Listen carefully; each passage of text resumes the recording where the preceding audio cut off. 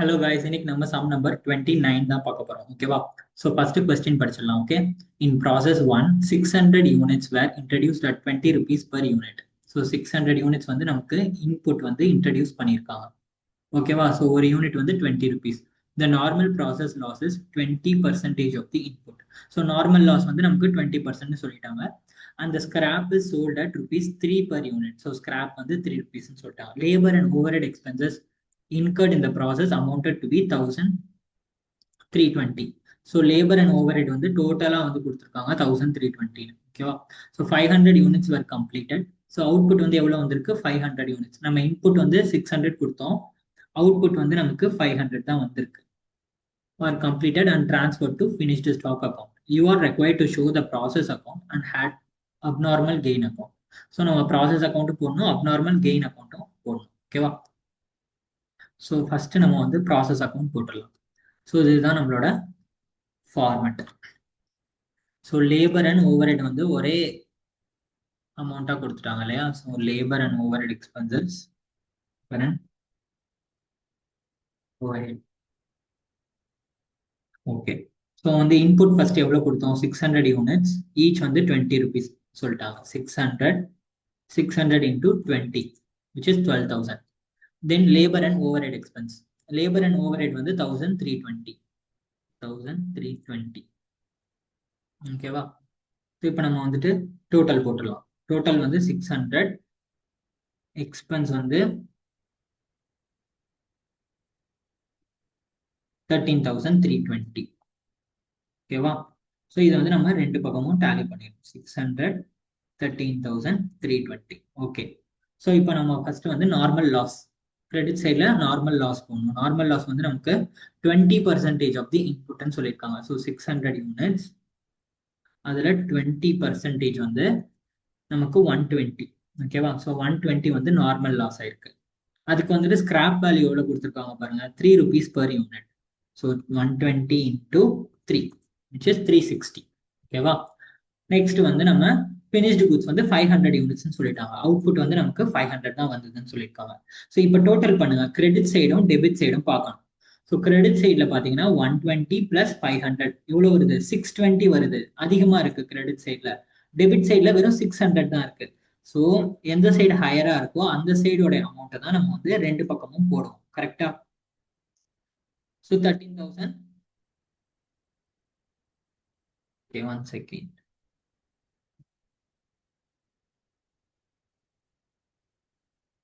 Okay. So 13,320.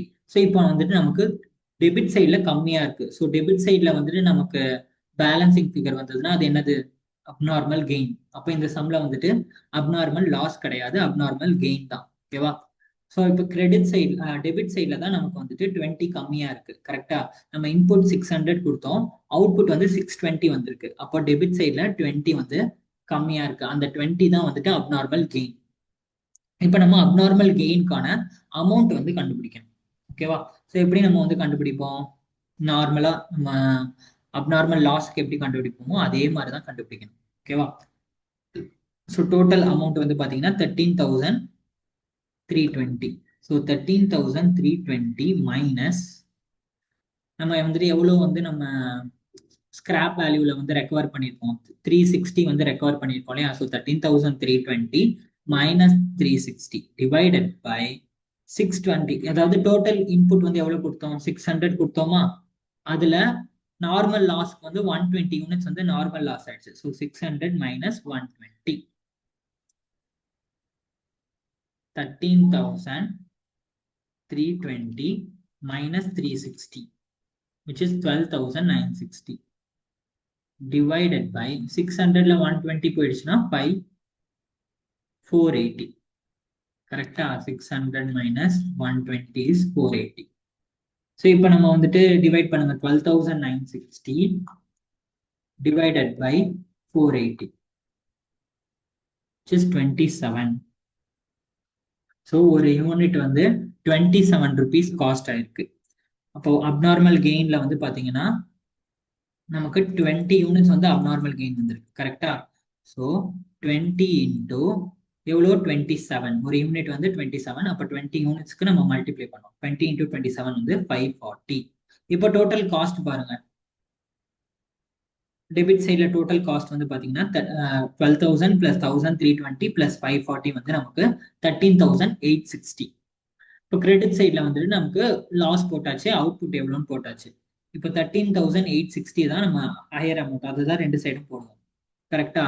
So 13,860 minus இந்த 360 recover பண்ணியிருந்தோம் இல்லையா, அந்த அமௌண்ட் மைனஸ் பண்ணோம்னா நமக்கு வந்து ஃபினிஷ்டு குட்ஸோட அமௌண்ட் வந்துடும்.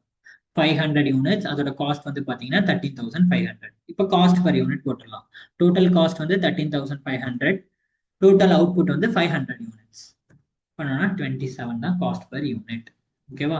இப்போ நம்ம அப்நார்மல் கெயின் அக்கௌண்ட் பண்ணணும். அப்நார்மல் கெயின் அக்கௌண்ட்டுக்கு ப்ராசஸ் அக்கௌண்ட்ல எவ்வளவு நமக்கு கெயின் வந்ததுன்னு பார்க்கணும். எவ்வளவு கெயின் வந்தது? 20 யூனிட்ஸ், அதோட அமௌண்ட் வந்து பாத்தீங்கன்னா 540. ஸோ இது வந்துட்டு டெபிட் சைட்ல இருக்கு இல்லையா அப்நார்மல் கெயின், அது நமக்கு அப்நார்மல் கெயின் அக்கௌண்ட்டுக்கு கொண்டு வரும்போது கிரெடிட் சைடுக்கு வந்துடும். இது டெபிட் சைட்ல இருந்ததுன்னா அது அப்படியே கிரெடிட் சைடுக்கு வந்துடும். So by process one account. So ஏன் நம்ம வந்து பை ப்ராசஸ் ஒன் அக்கௌண்ட் போட்டோம்னா, ப்ராசஸ் ஒன் அக்கௌண்ட்ல இருந்து தான் அப்நார்மல் அக்கௌண்ட்டுக்கு வருது. ஸோ அந்த அக்கௌண்ட்டோட பேரை தான் யூஸ் பண்ணணும். அப்நார்மல் கெயின்ட்டு அப்நார்மல் கெயின் அக்கௌண்ட்லயே நம்ம வந்து அந்த பேரை யூஸ் பண்ணக்கூடாது. ஓகேவா? ஸோ எந்த அக்கௌண்ட்ல இருந்து வருதோ அந்த அக்கௌண்ட்டோட பேரை தான் மென்ஷன் பண்ணணும். Okay, so by process one account எவ்வளோ நமக்கு அப்நார்மல் கெயின்? 20,540. அதை நம்ம அப்படியே போட்டுருவோம். இப்போ நமக்கு வந்து நார்மல் லாஸ் வந்தது இல்லையா 120, 360. இதை வந்துட்டு நம்ம இந்த அப்நார்மல் கெயின் கூட செட் ஆஃப் பண்ண போறோம். ஓகேவா? ஸோ எப்படி செட் ஆஃப் பண்ணணும்னு பாருங்க. இங்க வந்துட்டு நார்மல் லாஸ் வந்து எந்த சைட்ல இருக்கு? கிரெடிட் சைட்ல இருக்கா? ஸோ அது வந்துட்டு நம்ம அப்நார்மல் கெயின் அக்கௌண்ட்டுக்கு வரும்போது டெபிட் சைட்ல வந்துடும். ஓகேவா? So to normal loss account. Normal loss வந்துட்டு இப்போ நம்ம வந்து செட் ஆஃப் பண்றோம். ஓகேவா? மொத்தமா லாஸ் ஆனது எவ்வளோ? 120 கேஜிஸ் வந்து லாஸ் ஆயிருக்கு.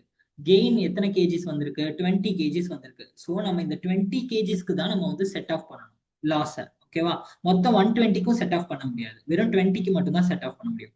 ஸோ இந்த 120ல வெறும் 20 கேஜிஸ் தான் கெயின் வந்திருக்கு. ஸோ அதனால நம்ம இந்த லாஸ் 120 கேஜிஸ் லாஸ்ல இருந்து வெறும் 20 கேஜிஸ் மட்டும் எடுத்துக்கலாம். ஓகேவா? ஸோ 20 கேஜிஸ், அதுக்கு ஒரு கேஜிக்கு வந்து நம்ம எவ்வளவு சொல்லியிருந்தோம் ஸ்கிராப் வேல்யூ? ஒரு கேஜிக்கு வந்து 3 ருபீஸ் வந்து ஸ்கிராப் வேல்யூன்னு சொல்லியிருந்தாங்க. கரெக்டா? அந்த லாஸை வந்துட்டு செல் பண்ணா 3 ருபீஸ் வந்து கிடைக்கும் உங்களுக்கு. ஸோ 20 கேஜிஸ்க்கான அந்த அமௌண்ட்டை மட்டும்தான் எடுக்க போறோம். So 20 into 3 rupees 60. ஓகேவா? ஸோ இப்போ நம்ம வந்துட்டு இந்த 20 கேஜிஸ் நார்மல் லாஸ், அதுக்கான அமௌண்ட் வந்து 60.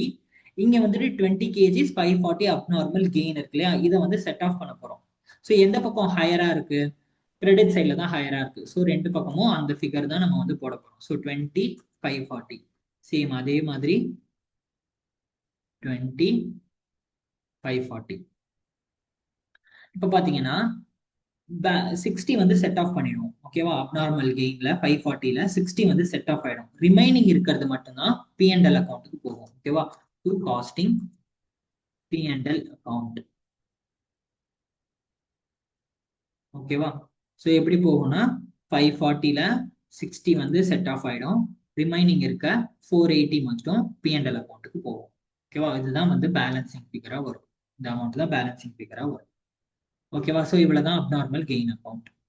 ஓகே, ஸோ அவ்வளவுதான் இந்த சம். இது ஏதாவது டவுட் இருந்ததுன்னா கமெண்ட் செக்ஷன்ல கேளுங்க, நான் ரிப்ளை பண்றேன். ஓகே, பாய்.